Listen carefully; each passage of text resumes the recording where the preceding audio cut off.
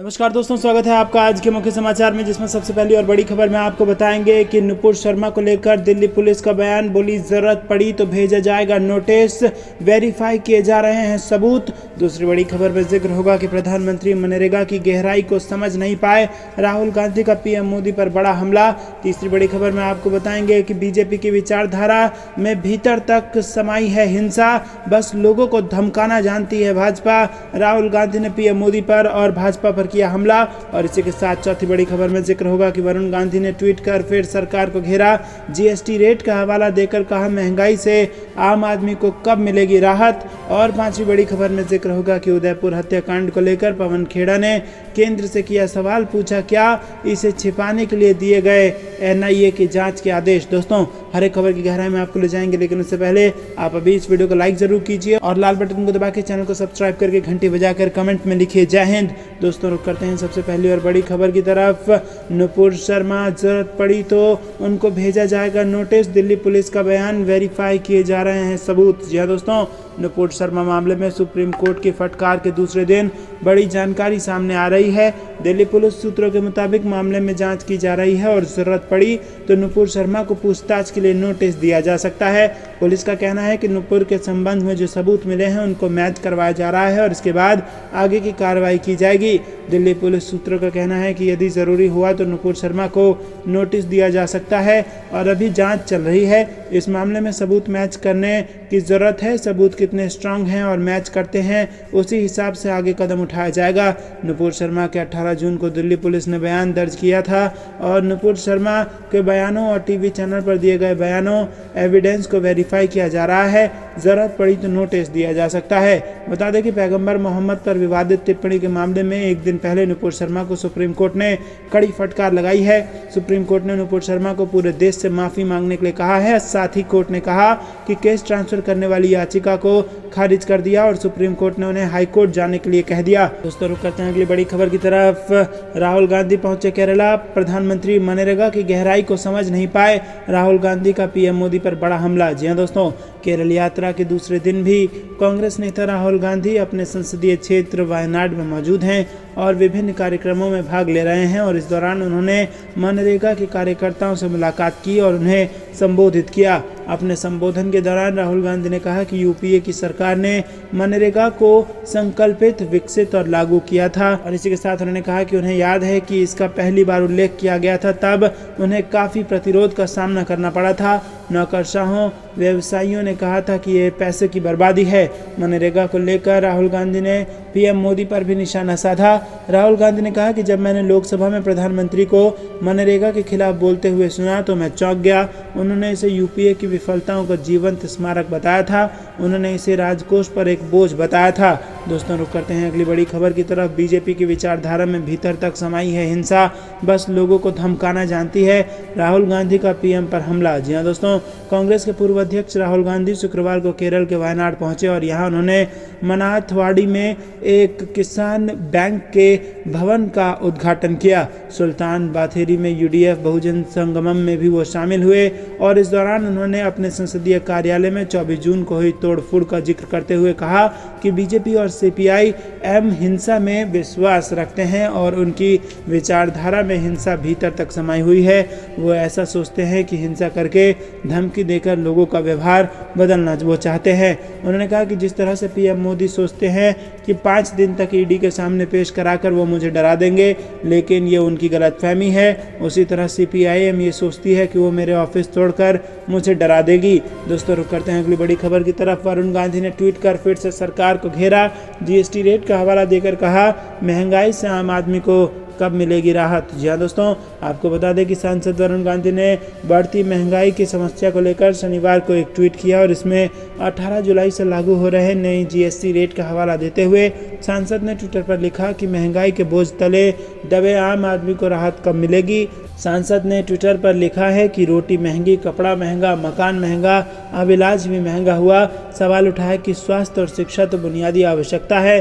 सांसद ने 18 जुलाई से लागू हो रहे नए जीएसटी रेट को भी दिया है, जिसमें कहा गया है कि 18 जुलाई के बाद जिन चीज़ों पर महंगाई की तगड़ी मार पड़ने वाली है उनमें पैकेट बंद और लेबल लगा गेहूं का आटा, दूध उत्पाद जैसे दूध, पनीर, छाछ व दही आदि शामिल है।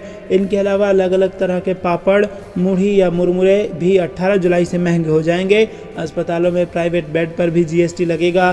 सांसद इससे पहले शिक्षा के व्यवसायीकरण, घटते रोजगार के अवसर, प्रतियोगी परीक्षाओं में पेपर लीक होने जैसे मुद्दों पर सरकार को असहज करने वाले मुद्दे ट्विटर के माध्यम से उठाते रहे हैं। दोस्तों रुक करते हैं अगली बड़ी खबर की तरफ। उदयपुर हत्याकांड को लेकर पवन खेड़ा ने केंद्र से किया सवाल, पूछा क्या इसे छिपाने के लिए दिए गए एनआईए जांच के आदेश। जी हां दोस्तों, आपको बता दें मोहम्मद रियाज अटारी दर्जी कन्हैया लाल के हत्यारों में से एक है जिसका सिर कलम किया गया था।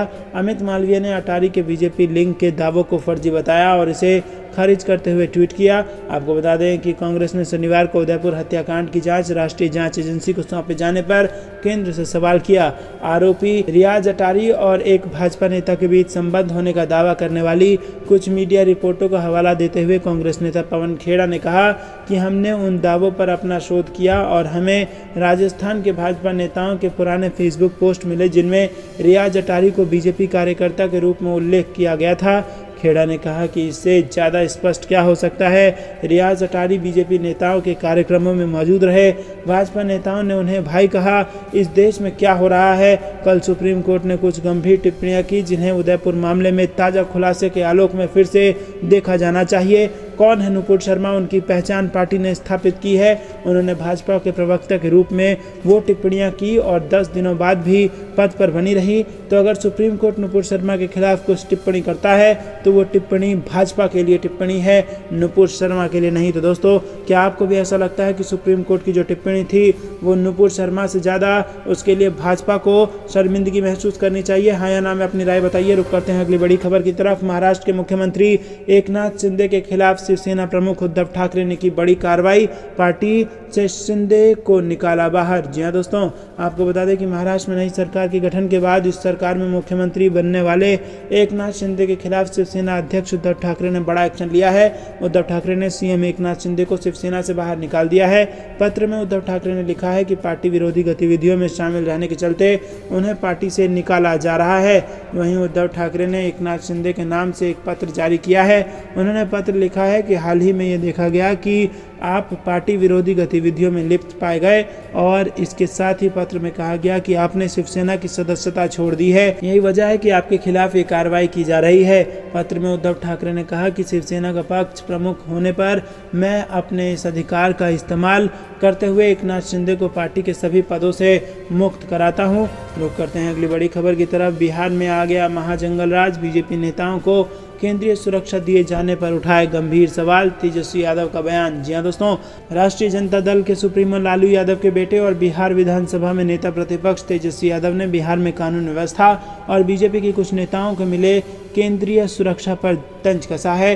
तेजस्वी ने सुरक्षा को फेसबुक पोस्ट पर केंद्र और बिहार सरकार पर हमला किया। तेजस्वी ने शुक्रवार को फेसबुक पोस्ट कर केंद्र और बिहार सरकार पर हमला किया और उन्होंने कहा है कि बीजेपी के डिप्टी सीएम, मंत्रियों, विधायकों व सांसदों को बिहार सरकार के पुलिस, विधि व्यवस्था और सुरक्षा व्यवस्था पर भरोसा नहीं है तो क्या कहा जाए। दोस्तों रुक करते हैं अगली बड़ी खबर की तरफ। महाराष्ट्र की सत्ता हथियाने के लिए रचे गए कई नाटक, असली क्लाइमैक्स तो फडणवीस का डिप्टी सीएम बनना है, शिवसेना का बयान। जी हां दोस्तों, शिवसेना ने अपने मुखपत्र सामना के जरिए महाराष्ट्र की एकनाथ शिंदे सरकार पर फिर निशाना साधा और उद्धव ठाकरे की पार्टी शिवसेना ने कहा कि एक नाटक रचा गया जिसका मुख्य उद्देश्य शिवसेना में विद्रोह पैदा करना और महाराष्ट्र की सत्ता को हथियाना था। इसी हिसाब से सभी पात्रों ने अपनी अपनी भूमिका निभाई है। इसके लिए अलग अलग प्रयोग सूरत, गुवाहाटी, सुप्रीम कोर्ट, गोवा, राजभवन और अंत में मंत्रालय जैसे संस्थाओं पर किए गए। दोस्तों रुक करते हैं अगली बड़ी खबर की तरफ। जुलाई अगस्त में चौथी लहर, एक्सपर्ट की चेतावनी डरावने लगी और नए वेरिएंट के साथ बदल रहे हैं कोरोना के लक्षण। जी हां दोस्तों, कोविड के बढ़ते मामलों के साथ ही कई मरीजों ने दस्त और हाई फीवर के लक्षणों की शिकायत की है। संक्रमण के इस नए पैटर्न की रोग संबंधी विशेषताओं को समझने के लिए एक अध्ययन किया जा रहा है और इस अध्ययन का भार बीएमसी ने कोविड समर्पित 7 हिल्स अस्पताल को सौंपा है और यह अध्ययन कोविड की नई लहर से निपटने की तैयारी के तहत होने जा रहा है। रुक करते हैं अगली बड़ी खबर। पंजाब सरकार का बड़ा ऐलान, हर महीने 300 यूनिट बिजली होगी फ्री, पिछले साल के सभी बिल हो जाएंगे माफ। बिहार में सबूत के तौर पर पटना कोर्ट में पेश विस्फोटक में धमाका, मच गई अफरा तफरी, एक कांस्टेबल घायल। पीएम मोदी चुप क्यों हैं? ओवैसी ने की नुपुर शर्मा की गिरफ्तारी की मांग, केंद्र के रुख पर उठाए सवाल। दिल्ली के लोगों को ऑटो और टैक्सी के सफ़र में और ढीली करनी पड़ेगी जेब, जल्द किराया बढ़ाने का यहां पर आया संकेत। देश के कई हिस्सों में भारी बारिश का अलर्ट, आपके इलाके में कैसा रहेगा मौसम, इसकी ताज़ा अपडेट जारी।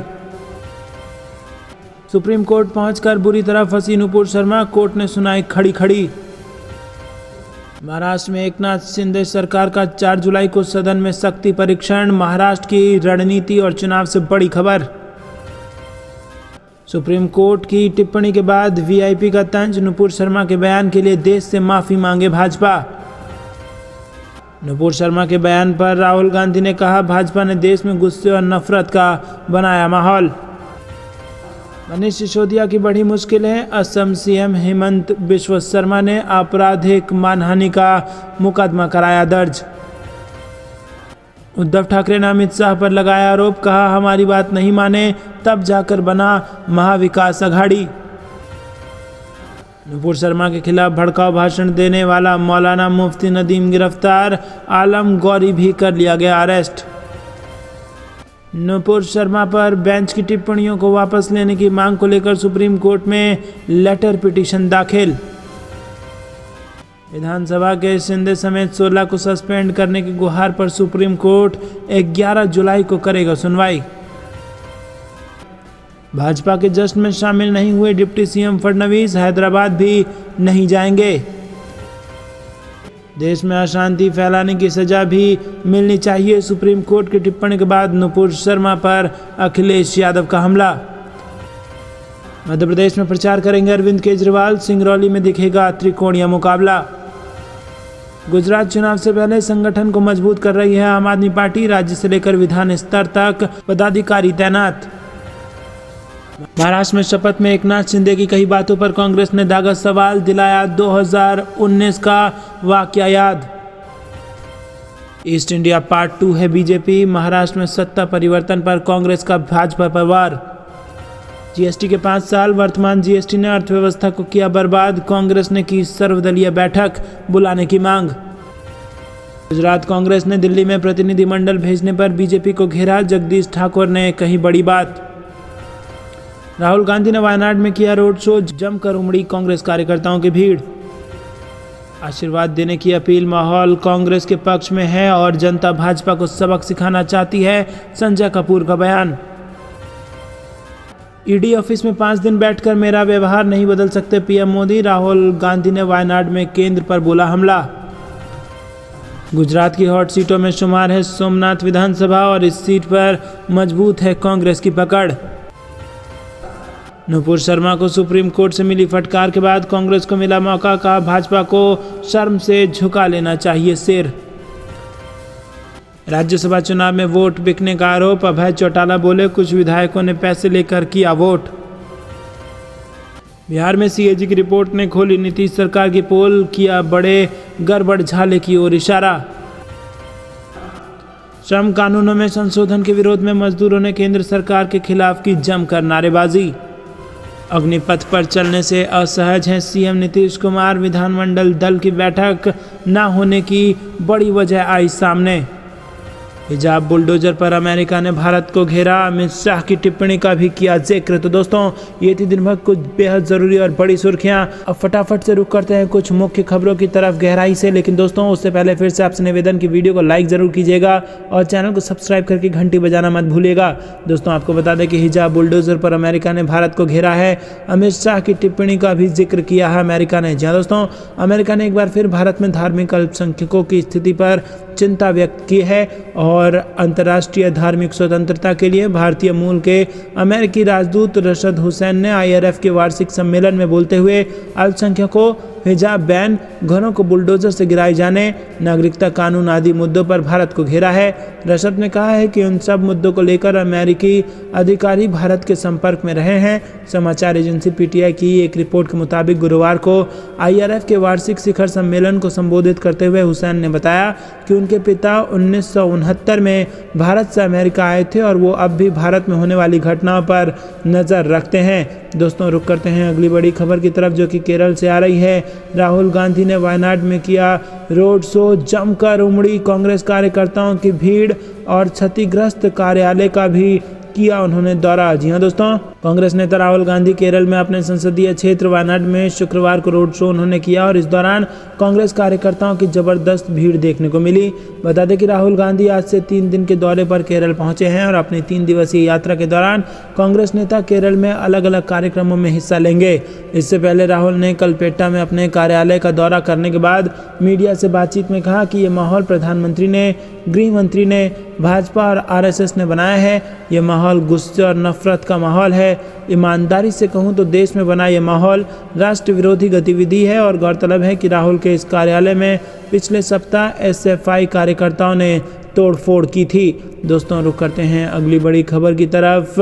श्रम कानूनों में संशोधन के विरोध में मजदूरों ने केंद्र सरकार के खिलाफ की नारेबाजी। जी हां दोस्तों, आपको बता दें कि श्रम कानूनों में संशोधन के विरोध में Indian federation of trade union ने शुक्रवार को लेबर चौक में विशाल रैली करके केंद्र सरकार के खिलाफ नारेबाजी की और इसके बाद DC को मांग पत्र सौंपा गया। दोस्तों, रुक करते हैं अगली बड़ी खबर की तरफ। GST के 5 साल, वर्तमान GST ने अर्थव्यवस्था को किया बर्बाद, कांग्रेस ने की सर्वदलीय बैठक बुलाने की मांग। जी हां दोस्तों, माल एवं सेवा कर यानी कि GST को एक राष्ट्र एक कर के सिद्धांत के साथ लागू किया गया। शुक्रवार को इस कानून के 5 साल पूरे हो गए और इस अवसर पर कांग्रेस और उसके वरिष्ठ नेता P चिदम्बरम ने इस कानून की खामियों के लिए नरेंद्र मोदी सरकार की आलोचना की।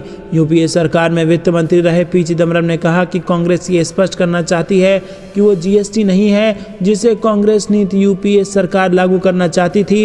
ये वो GST है, वो त्रुटिपूर्ण, दोषपूर्ण और अस्थिर है। ये कानून इतना दोषपूर्ण है कि सरकार को सैकड़ों कार्यादेश जारी करने पड़ेंगे। उधर आरोप लगाया गया कि GST कानून और इसके क्रियान्वयन के तरीके ने देश की अर्थव्यवस्था को बर्बाद कर दिया है। मुख्य विपक्षी दल ने प्रधानमंत्री नरेंद्र मोदी से यह आग्रह भी किया कि GST कानून पर चर्चा करने के लिए सर्वदलीय बैठक बुलाई जाए और संसद में भी इस पर चर्चा कराई जाए। दोस्तों, रुक करते हैं अगली बड़ी खबर की तरफ। सुप्रीम कोर्ट में पहुंचकर बुरी तरह फंसी नुपुर शर्मा, कोर्ट ने सुनाई खड़ी खड़ी। जी हां दोस्तों, आपको बता दें कि पैगंबर मोहम्मद पर कथित विवादित बयान देने के बाद नुपुर शर्मा को सुप्रीम कोर्ट ने कड़ी फटकार लगाई है। अपने पर दर्ज सभी FIR को दिल्ली शिफ्ट करने की मांग को लेकर पहुंची नुपुर शर्मा को कोर्ट से ऐसी टिप्पणी की उम्मीद कतई नहीं रही होगी। सुप्रीम कोर्ट ने नुपुर शर्मा को फटकार लगाते हुए कहा है कि ये देश से माफ़ी मांगे, इनके कारण देश की सुरक्षा खतरे में पड़ गई है। बता दें कि नुपुर शर्मा की कथित टिप्पणी के कारण ही राजस्थान के उदयपुर में कन्हैया लाल पर हमला किया गया और वहीं कई मुस्लिम देशों ने भी पैगंबर मोहम्मद के खिलाफ की गई टिप्पणी पर भारत के सामने आपत्ति जताई है।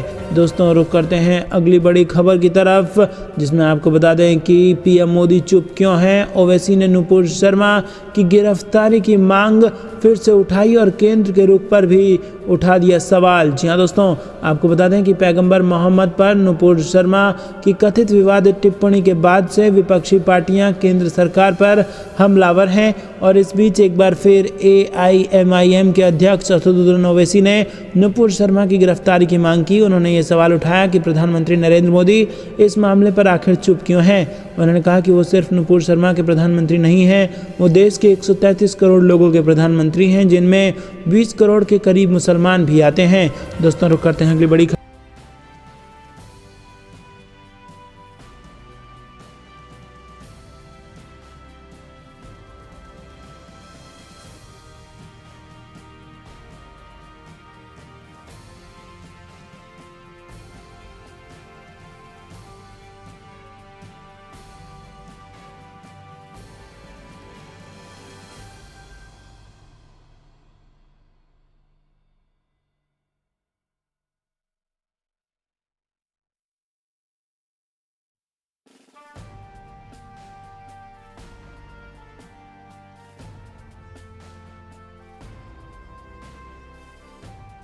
पैगंबर पर विवादित बयान से सुप्रीम कोर्ट सख्त, कहा टीवी पर आकर पूरे देश से माफी मांगे नुपुर शर्मा। जी हां दोस्तों, पैगंबर मोहम्मद के खिलाफ कथित टिप्पणी को लेकर भाजपा से निलंबित हो चुकी नुपुर शर्मा पर सुप्रीम कोर्ट ने सख्त रुख दिखा दिया है और कहा है कि पूरे देश में जो भी आज धार्मिक बवाल मचा है उन सब की जिम्मेदार नुपुर शर्मा ही हैं। कोर्ट ने कहा कि नुपुर शर्मा की वजह से पूरे देश की जनता की भावनाएं आहत हुई हैं। ऐसे में नुपुर शर्मा को टीवी पर आकर पूरे देश की जनता से माफ़ी मांगनी चाहिए। बता दें कि नुपुर शर्मा ने सुप्रीम कोर्ट का दरवाजा खटखटाया था और कोर्ट में याचिका दायर कर ये मांग की थी कि उनके खिलाफ अलग अलग राज्यों में जितने भी केस दर्ज हैं उन सभी को दिल्ली ट्रांसफ़र किया जाए। बता दें कि नुपुर शर्मा के खिलाफ दिल्ली, कोलकाता, बिहार से लेकर पुणे तक कई मामले दर्ज हैं। सुप्रीम कोर्ट ने नुपुर शर्मा के खिलाफ कड़ी टिप्पणी करने के साथ ही दिल्ली पुलिस को भी फटकार लगाई और कहा कि आपने इस केस में क्या किया ये बताइए।